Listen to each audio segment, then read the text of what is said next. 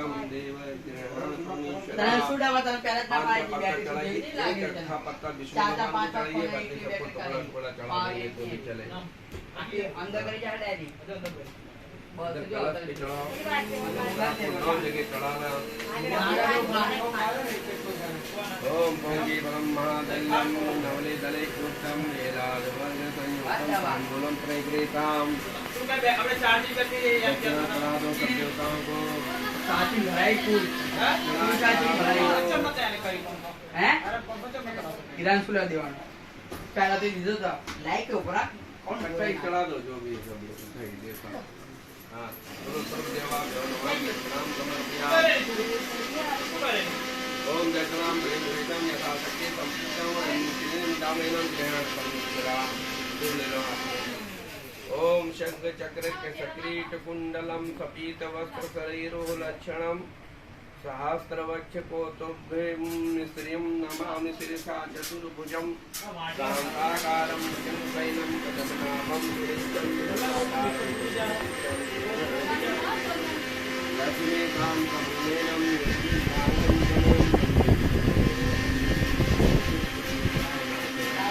ओम पुष्पम समर्पयेत्। जल डाल दो। आज काल जो बिया आना होता ना हो दो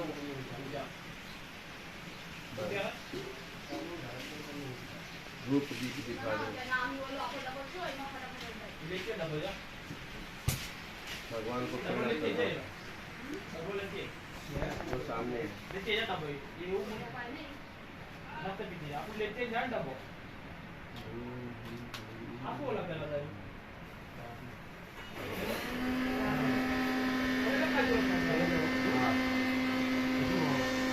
भगवान को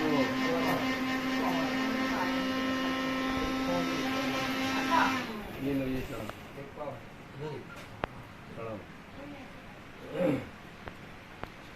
ओम सर्वदेवाभ्यो नमः मिदं समर्पयामि सर्वदेवाभ्यो नमः हम समर्पये। फूल ले लो थोड़ा हाथ में अक्षत ले लो। अच्छा फूल दोनों। सत्यनारायण कथा शुरू होने जा रहा है, पूजा होने समय। बोलो श्री सत्यनारायण भगवान की जय। एक समय कारण तीर्थ में सोना का सवेर ऋषि तथा महाराज से पूछा। ऋषि ने कहा महामुनि की तपस्या से मनवांछित फल की प्राप्ति होती है, सुनना चाहते हैं। आप मुझे प्रेम पूर्वक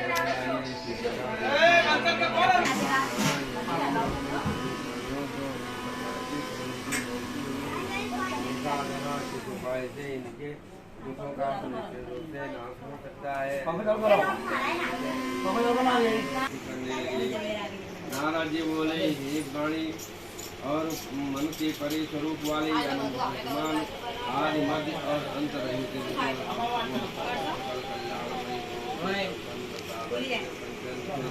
दूसरे के प्रपंच कारक कारण भूत तथा भक्तों की पूजा करने वाले नमस्कार है। भगवान ने कहा, महाभाग आपकी सुयोजन यहाँ आए हैं, आपके मन में क्या कहिए आप सब मुझे बताइए, मैं इसी जिज्ञासा रखता हूँ। नारद जी बोले, भगवान में अपने पाप कर्मों द्वारा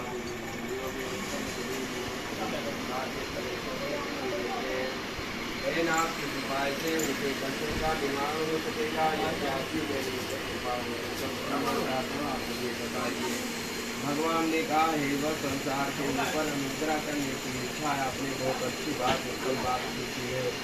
जिस व्रत के करने से प्राणी मोह से मुक्त हो जाता है और आपको बताता हूँ। स्वर्ग और मृत्यु में श्री सत्यनारायण भगवान का महान पूर्ण व्रत कर कथा है। आपने स्नेह के कारण इस समय मैं इसे कह रहा हूँ। अच्छे प्रकार विधि विधान से भगवान श्री सत्यनारायण का व्रत करके मनुष्य शीघ्र ही सुख को प्राप्त करता है, परलोक में मोक्ष को प्राप्त करता है। भगवान की ऐसी वाणी सुनकर नारद मुनि ने कहा। नारद जी बोले, प्रभु इस व्रत को करने से क्या फल मिलता है, इसका विधान क्या है, इस व्रत को किसने किया था और कब करना चाहिए, यदि पूर्वक विस्तार से मुझे बताइए। भगवान ने कहा, यह श्री सत्यनारायण का व्रत कथा है जो श्लोक आगमन को करने वाला है। धन धान आदि की वृद्धि करने वाला, सर्वार संतान देने वाला तथा सर्वत्र विजय प्रदान करने वाला है। जिसके लिए भक्ति से श्रद्धा से रोमांचित होकर के मनुष्य अपने घर के बंधु के साथ ब्राह्मण से तात्पर्य होकर के सायंकाल में ये श्री सत्यनारायण भक्त कथन पूजन करेगा। नौ वेद रूप में उत्तम कोटि के भोजनीय पदार्थों को सवया मात्र में भक्ति पूर्वक अर्पित करेगा। केले का फल, घी, दूध, गेहूँ का चूर्ण अथवा गेहूँ के चूर्ण के अभाव में साठी का चावल का चूर्ण, शक्कर, घी, दूध, गुड़, भास्म सामग्री सवया मात्रा में एकत्रित कर नैवेद्य करनी चाहिए। बंधुओं के साथ श्री सत्यनारायण भगवान की कथा सुनकर ब्राह्मणों को दक्षिणा देनी चाहिए। तदनंतर बंधुओं के साथ ब्राह्मण को भोज कराना चाहिए। भक्ति पूर्वक प्रसाद ग्रहण करके नित्य गीत आदि का आयोजन करना चाहिए। तदनंतर भगवान श्री सत्यनारायण का स्मरण करते हुए अपने घर जाना चाहिए। ऐसा करने से मनुष्य की अभिलाषा अवश्य होती है। इस प्रकार इसका पुराने रेवा श्री सत्यनारायण भगवान का पहला अध्याय भगवान की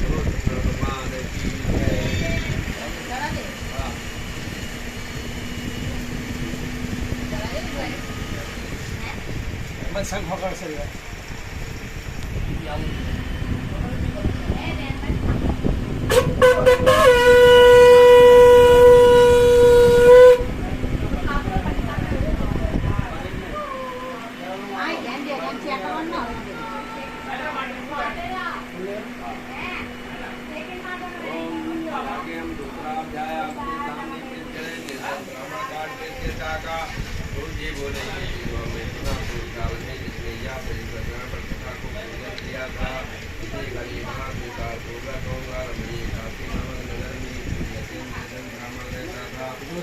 और प्यास से व्याकुल होकर के वह प्रतिदिन पृथ्वी पर भटकता रहता था। ब्राह्मण भगवान उस दुखी ब्राह्मण को देख करके जिस ब्राह्मण रूप धारण करके उस दिल से आदर पूर्वक से पूछा है कि भ्रमण करते रहते हो, ए दृश्य ये बताओ, मैं सुनना चाहता हूँ, हमारी जिज्ञासा हो रही है। ब्राह्मण बोला, प्रभु मैं अत्यंत दरिद्र ब्राह्मण हूँ और आप बोलते हुए ब्राह्मण को रात में नींद नहीं आई। सदांतर प्रातः काल करूँगा। उस दिन एक ब्राह्मण को भिक्षा में बहुत सारा धन प्राप्त हुआ। उसी धन से उसने बंधुओं तथा साथ भगवान श्री सत्यनारायण का व्रत पूजन किया। इस भक्ति प्रभाव से वह श्रेष्ठ ब्राह्मण मुक्त होकर के समस्त संपत्तियों से संपन्न हो गया। उस दिन से लेकर प्रत्येक महीने उसने यह व्रत पूजन किया। इस प्रकार भगवान श्री सत्यनारायण के इस व्रत के प्रभाव से श्रेष्ठ ब्राह्मण सभी पापों से मुक्त हो गया और को प्राप्त किया। ये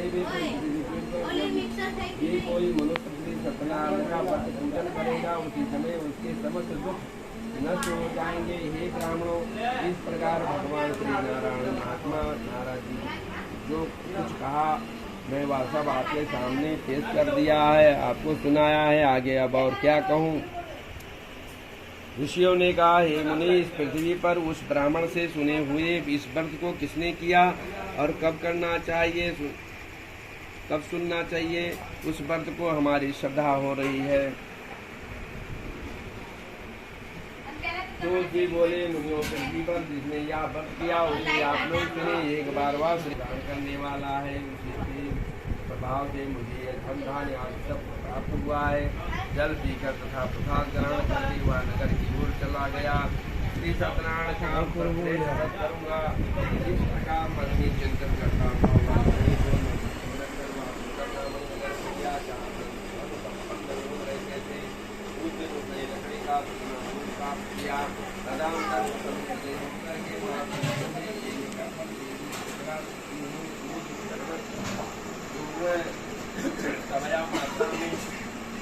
लेकर अपने घर आया।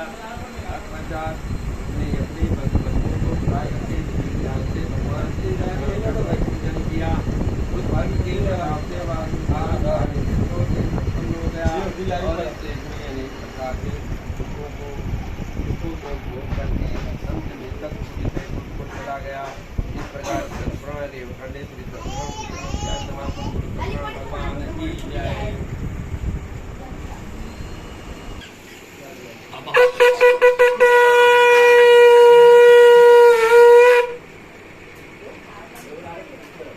राजा उनका मुख साधु बाणे की ओम लीलावती कलावती की कन्या जे आप सतुल्यो।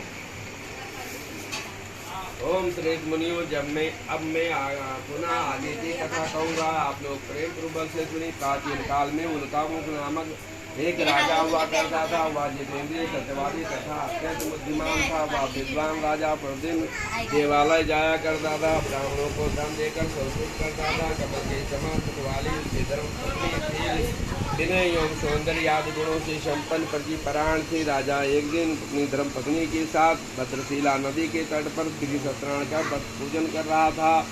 उसी समय व्यापार के लिए अनेक प्रकार के संपन्न एक साधु वाणिक वहाँ आया। भद्रशिला नदी तट पर को स्थापित कर राजा के समीप गया और राजा को सुंदर वक्त में पूछने लगा इस समय मैं सुनना चाहता हूँ। राजा बोले, हे साधु, पुत्रयाद की प्राप्ति कामना के मन से अपने बंधु बंधुओं के साथ मैं पुण्य से संपन्न भगवान विष्णु का पूजन कर रहा हूँ। राजा से निवृत्त होकर के आनंद पूर्वक अपने घर गया। उसने अपनी भार्या संतान प्रदान करने वाले इस कथा को विस्तार को लीलावती अपने स्वामी से मधुरवाणी में कहा, या पूर्व से संकल्पित श्री सत्यनारायण कथा को सुनने कर रहे हैं। साधु वाणिक ने बोला, प्रिय, इससे विवाह के समय पर करूँगा। इस समय अपनी पत्नी को भली भांति आश्वासन देकर वह व्यापार के निकल पड़ा। नगर की ओर चल दिया। इधर कन्या कलावती पिता के घर में पढ़ने लगी। तदंतर धर्मादि साधु नगर में सखियों के साथ क्रीड़ा करती हुई अपनी कन्या को विवाह योग दे करके आपस में मंत्रण करके कलावती ब्राह्मण के घर गई। वहां जाकर उसने श्री सत्यनारायण का व्रत भोजन को देखा। वहां बैठकर उसने कथा सुनी और वरदान मांगा। तदंतर प्रसाद ग्रहण करके कुछ देर रात होने पर घर लौटी। माता ने बोला, माता लीलावती बोली, कलावती कन्या से प्रेम पूर्वक पूछा, पुत्री, रात में तुम कहाँ रुक गई थी? तुम्हारे मन में क्या चल रहा है? कलावती कन्या तुरंत माता से कहा, माँ, मैं एक ब्राह्मण के घर में मनोरथ प्रदान करने वाला व्रत देखा है। कन्या की उस बात को सुनकर के वह वाणी की भार्या व्रत करने के लिए उदित हुई और प्रसन्न मन से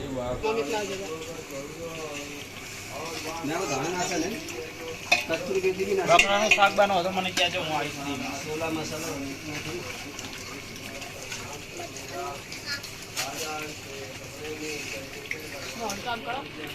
હજો સ્પેશિયલ શાક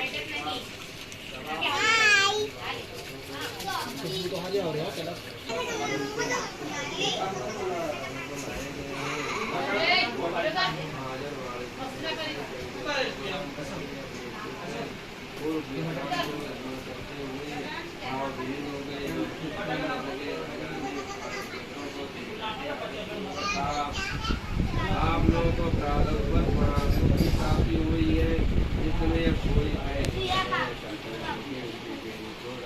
करवाया गया तथा काम में बुलाकर वाणी द्वारा अत्याधिक आनंदित किया। पहले जो लिया था उसे दुगना करके दे दिया। तथा अंतर जाए राजा को प्रणाम करके आपकी कृपा से हम जा रहे हैं, ऐसा किया। इस प्रकार बना रेवा करने श्री सत्यनारायण भगवान की जय। जल डाल चढ़ा दो, लगा दो, चढ़ा दो, चढ़ा ही है सब लोग। सुनना ना, वो खुल जाएगा खुद ही। लगा दो ऐसा बीच में, थोड़ा छोटा कर दो तो बहुत बढ़िया लगता है। थोड़ा छोटा करो ना, चलेगा चलेगा तो छोटा करो, खिलेगा करने तो खिले पे उसके रहेगा ना, तो थोड़ा देखने में अच्छा लगेगा। चलेगा चलेगा।